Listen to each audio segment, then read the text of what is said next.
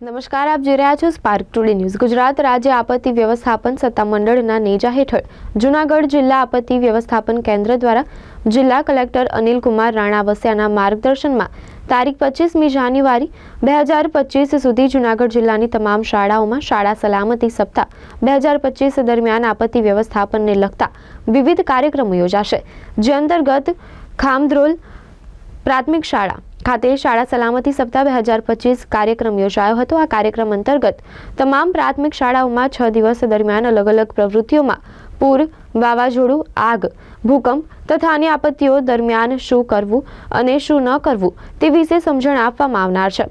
આ સાથે જ શાળા સલામતી કાર્યક્રમનું સંચાલન જિલ્લા ડિઝાસ્ટર મેનેજમેન્ટ વિભાગના જિલ્લા પ્રોજેક્ટ અધિકારી દ્વારા કરવામાં આવી રહ્યું છે।